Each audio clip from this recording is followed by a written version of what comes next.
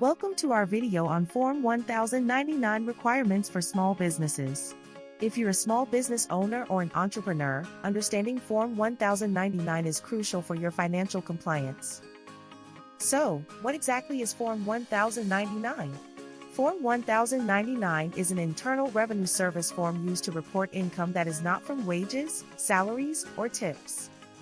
It's especially important for non-employee compensation. This means if you pay someone who isn't your employee, like a contractor or a freelancer, you are required to issue them a Form 1099. Now let's talk about who needs to file Form 1099. The IRS mandates that businesses must issue a Form 1099 to any non-employee who they have paid $600 or more in a calendar year. This includes payments to independent contractors, freelancers, and service providers. For example, if you hire a graphic designer and pay them $700 for a project, you need to issue them a Form 1099 NEC. There are common types of Form 1099, but the two most relevant for small businesses are Form 1099 NEC and Form 1099 Miscellaneous. Form 1099 NEC is specifically for reporting non-employee compensation, while Form 1099 Miscellaneous is used for various types of payments, such as rent, royalties, or other income payments. Understanding the difference is key to filing correctly. Let's break down the filing thresholds. As mentioned earlier, if you pay a contractor or freelancer $600 or more during the year, you must provide them with a Form 1099 NEC.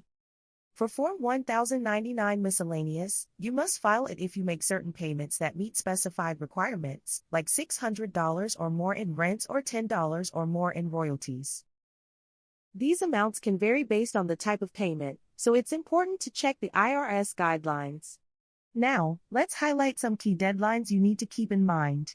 The deadline for providing Form 1099 NEC to the recipient is January 31st of the following year.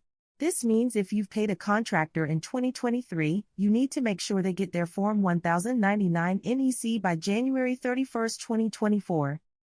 Similarly, the deadline for filing Form 1099 NEC with the IRS is also January 31st.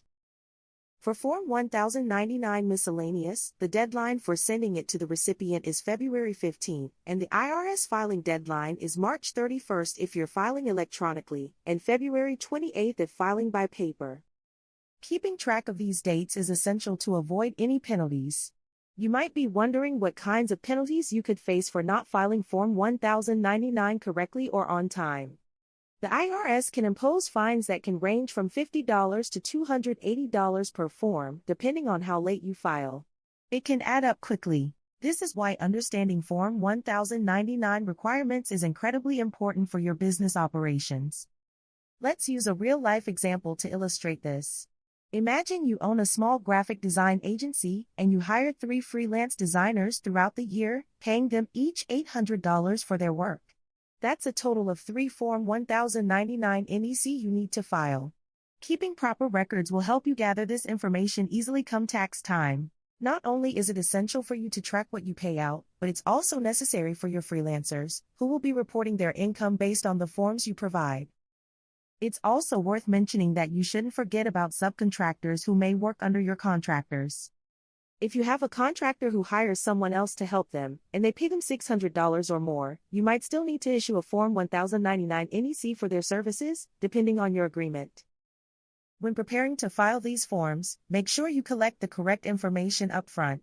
This includes collecting W-9 forms from your contractors and freelancers before you pay them.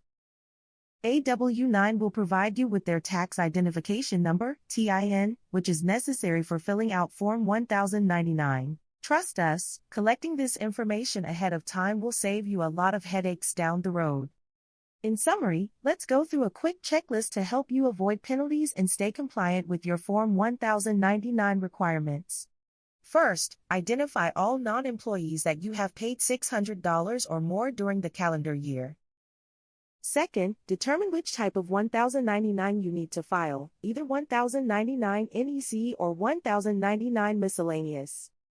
Third, make sure to collect W-9 forms from your contractors to have their correct information. Fourth, remember the key deadlines to send out the forms to recipients and file with the IRS. Finally, keep accurate records of all payments made to ensure you're ready for tax season.